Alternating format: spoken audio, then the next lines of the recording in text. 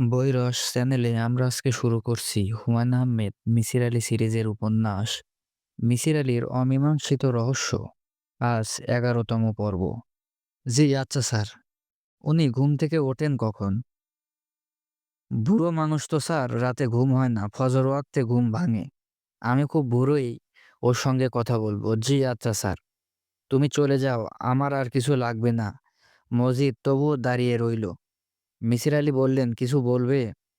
মজিদ নিচু গলায় বলল, বাড়িঘর অন্ধকার, বাথরুমে যদি যান দরজাটা খোলা রাখবেন স্যার। আমার ভূতের ভয় নেই মজিদ।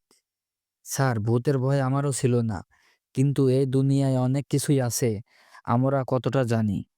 একটু সাবধান থাকলে ক্ষতি তো স্যার কিছু না। আচ্ছা, দেখা যাক। রাতে মিসির আলী কয়েকবার বাথরুমে গেলেন। প্রতিবারই দরজা বন্ধ রাখলেন এবং আশা করতে লাগলেন দরজা আটকে যাবে, কিছুতেই ভোর থেকে ভেতর থেকে খোলা যাবে না। কিন্তু তেমন কিছু হইল না। মিসির আলী বারান্দায় এসে দাঁড়ালেন। আকাশে মেঘে ঢাকা, বিজলি চমকাচ্ছে, যে কোনো মুহূর্তে বৃষ্টি নামবে। দোতলায় বারান্দায় চটি ফটফটিয়ে হাঁটার শব্দ পাওয়া যাচ্ছে। না দিয়ে হাঁটছে নিশ্চয়ই। মেয়েটা তাহলে সত্যি সত্যি ঘুমায় না। হুইল চেয়ারে যে বৃদ্ধা বসে আছেন, তার চেহারা এই বয়সেও অত্যন্ত সুন্দর। গায়ের রং দুধে আলতা বলে যে কথাটি প্রচলিত আছে, ভদ্র মহিলাটিকে দেখে তা সত্যি মনে হয়। মাথার লম্বা চুল সাদা ধপধপ করছে।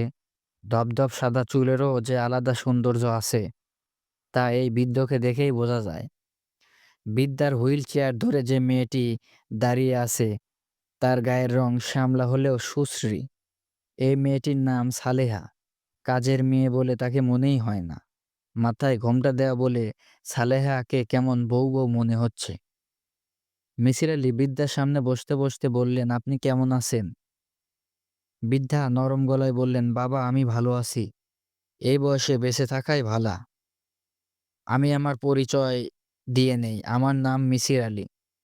আপনাকে পরিচয় দিতে হবে না বাবা। আপনি কে আমি জানি। এখানে কি জন্য আছেন তাও না দিয়া বলেছে। দুই একটা প্রশ্ন করব, যদি কিছু মনে না করেন।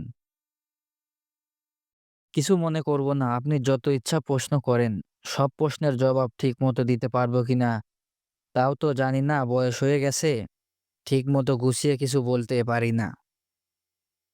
এই বাড়িতে আপনি কতদিন ধরে আছেন? অনেক দিন, তাও ২০ বছর। তুমি করে বলে ফেলেছি বাবা, ভুল হয়ে গেছে। কোনো ভুল হয়নি, আপনি আমাকে তুমি করেই বলুন, কিছু অসুবিধা নেই। আপনি তাহলে ২০ বছর ধরে এদের সঙ্গে আছেন? জি। এরা মানুষ কেমন? বৃদ্ধার হাত ইশারা করে সালেহা মেয়েটিকে চলে যেতে বললেন। সালেহা চলে গেল। যাবার সময় দরজা ভিজিয়ে দিয়ে গেল। বৃদ্ধার গলার স্বর নিচু করে বললেন, নাদিয়া মেয়েটা খুবই ভালো। একটু পাগল ধরনের, রাতে ঘুমায় না, সিগারেট খায়। কিন্তু বড় ভালো মেয়ে, অন্তরটা বিরাট বড়। বাবা মা সম্পর্কে আপনার কি ধারণা? ওরাও মন্দ না, আবার ভালোও না। ভালো মন্দ মেশানো। কিন্তু নাদিয়া মেয়েটার মধ্যে মন্দের ভাগ খুব সামান্য। এইরকম সচরাচর দেখা যায় না। নিজের ছেলে মেয়েরা আমাকে দেখে না, কিন্তু পরের মেয়ে নাদিয়া আমাকে দেখে। একবার জ্বর হলে ১০৪, জ্বরে অচেতন হয়ে গেলাম। জ্ঞান ফিরে দেখি এই মেয়ে আমার মাথায় পানি ঢালছে। চিন্তা কর বাবা, কোটিপতি বাবার মেয়ে। তার মুখের হুকুমে ১০ জন লোক ছুটে আসবে, সে কিনা মাথায় পানি ঢালে। আপনার ছেলে মেয়ে কয়জন? ৩ ছেলে ২ মেয়ে। বড় ছেলে বাহরাইনে ড্রাইভারের চাকরি নিয়ে গিয়েছিল, আর ফিরে আসে নাই। তার খোঁজখবর জানি না। ছোটটা থাকে তার বোনের কাছে চিটাগাং। ভণ্ডামি বদমাইশি এইসব করে। মেঝে ছেলেটাকে তো বাবা তুমি দেখেইছো, আব্দুল মজিদ।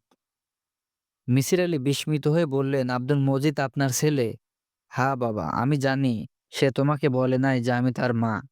কাউকেই বলে না। বাপ মার পরিচয় দিতে লজ্জা পায়। আমার ছেলেটা ভালো, তবে বোকা ধরনের।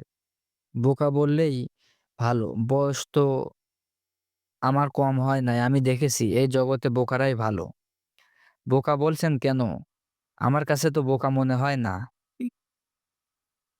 তুমি দূর থেকে দেখেছো।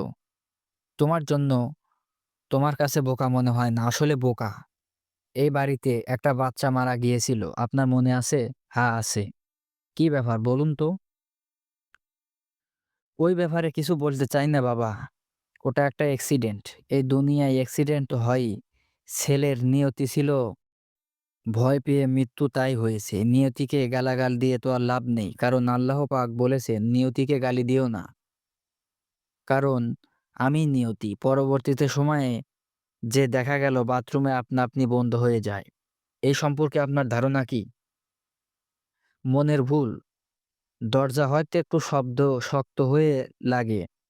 এমনি ভয় পেয়ে চিৎকার শুরু করে। কথায় আছে না, বনের বাঘে খায় না, মনের বাঘে খায়। মনের বাঘটাই বড়। আপনার বেলায় কখনো এ জাতীয় কিছু ঘটেনি? না। সালেহে ওই মেয়েটির কি এরকম অভিজ্ঞতা আছে? একবার নাকি হয়েছে, চিৎকার হইচই। বাথরুমের দরজা ভেতর থেকে খুলতে পারে না। আমি হুইল চেয়ারে করে গেলাম, ধাক্কা দিতে দরজা খুলল। দরজা খুলে দেখি অচেতন হয়ে পড়ে আছে, দাঁতে দাঁত লেগে জিহ্বা কেটে বিশ্রী অবস্থা। ওই যে বললাম মনের বাঘ, তাকে ধরেছে মনের বাঘে। তুমি কি মেয়েটাকে জিজ্ঞেস করতে চাও? না, চাই না। না চাওয়াই ভালো। জিজ্ঞেস করার আসলে কিছু নাই। ভয় পাওয়া এই বাড়ির মানুষদের একটা রোগ হয়েছে। মিসির আলি উঠে দাঁড়ালেন। সিঁড়ি দিয়ে নামার সময় দেখা গেল নাদিয়ার সঙ্গে তিনি আজ টিয়া পাখি রঙের একটা শাড়ি পরেছেন। সবুজ রঙের প্রতি এই মেয়েটির খুব দুর্বলতা। নাদিয়া থমকে দাঁড়িয়ে বললেন, তদন্ত এগোচ্ছে? হ্যাঁ, এগোচ্ছে। আমার ফুপুর সঙ্গে কথা বলে এলেন? হ্যাঁ। উনি আপনার কেমন ফুপু? সম্পর্ক বেশ দূরের। তবে দূরের হলেও নিকট আত্মীয় বলতে উনি আছেন। আপনাকে খুব স্নেহ করেন বলে মনে হলো। তা করেন, বেশ স্নেহ করেন। উনি আবার খুব চমৎকার গল্প বলতে পারেন। আমি এত সুন্দর করে গল্প বলতে কাউকে শুনিনি। আপনার তদন্তের ঝামেলা শেষ হলে একবার ওর গল্প শুনে যাবেন। তার ছেলেটি সম্পর্কে আপনার কি ধারণা? আব্দুল মজিদের কথা বলছেন? বিরাট বোকা। সে বয়সে আমার বড়। কিন্তু প্রতি ঈদে সেজেগুজে এসে আমার পা ছুঁয়ে সালাম করবে। ও আপনার খাতির যত্ন করছে তো? আপনার দেখাশোনার দায়িত্ব দিয়েছি ওর উপর। ওর যত্ন করছে, ভালো যত্ন করছে। বাড়াবাড়ি রকমের কিছু যদি করে আমাকে বলবেন। আমি ধমক দিয়ে দেব। নিজের বুদ্ধি খাটিয়ে কিছু কাজ করে যা সহ্য করা যায় না। একবার কি করেছে শুনুন। কোথা থেকে এক মৌলানা সাহেবকে ধরে নিয়ে এসেছে। মৌলানা সাহেব নাকি দোয়া পড়ে এই বাড়ির জিন তাড়াবেন। লম্বা কুর্তা পরা মৌলানা প্রতিটি বাথরুমে ঢুকছে আর কি দোয়া কালাম পড়ছে। দেখুন তো কি অস্বস্তিকর অবস্থা। বাথরুমে কি দোয়া পড়ার জায়গা? আচ্ছা যাই, পরে কথা হবে। আপনার তদন্ত শেষ হতে কতদিন লাগবে? বেশি দিন লাগবে না। প্রায় শেষ করে এনেছি। তদন্ত শেষ হলে আবার নিজের আস্তানায় ফিরে যাবেন? তা তো বটেই। নাদিয়া হাসতে হাসতে বললেন, আপনি ইচ্ছে করলে কিন্তু তদন্ত শেষ হবার পরেও আমার এখানে থেকে যেতে পারেন। আপনাকে কেন জানি আমার পছন্দ হয়েছে। কি কারণে পছন্দ হয়েছে তা অবশ্য আমি নিজেও ধরতে পারছি না। নাদিয়া সিঁড়ি বেয়ে উঠে গেলেন। মেয়েটির চেহারা আচরণে মিসির আলি শোকের কোনো ছাপ দেখলেন না। পিতার মৃত্যু শোক সে কাটিয়ে উঠেছে। মনে হলো ভালোভাবেই কাটিয়েছে। গুলশান থানার ওসি বিরক্তি চোখে তাকিয়ে আছেন। তিনি তার ওসি জীবনে এত বিরক্তি চোখে বোধহয় কারো দিকে তাকাননি। ওসি সাহেবের ঠিক সামনের চেয়ারে মিসির আলি বসে আছেন। মিসির আলি কয়েকবার খুব আন্তরিক ভঙ্গিতে ওসি সাহেবের দিকে তাকিয়ে হাসার চেষ্টা করলেন। ওসি সাহেব পাত্তা দিলেন না। পাত্তা দেবার কথা না। মিসির আলি নামের এই মানুষটি তার সারাটা দিন নষ্ট করেছে। সকাল ৯টার সময় এসেছে, এখন বাজে ১টা। যাবার নাম নেই। চুপচাপ চেয়ারে পা তুলে বসে আছে। ক্ষুধা তৃষ্ণা কিছুই বোধহয় মানুষটির নেই। ওসি সাহেব হাই তুলতে তুলতে বললেন, আজ চলে যান মিসির আলি সাহেব। আজ আর হবে না। দীর্ঘদিন আগের ব্যাপার। পুরনো রেকর্ডপত্র কোথায় আছে কে জানে। ১৭ বছর তো অল্প সময় নয়।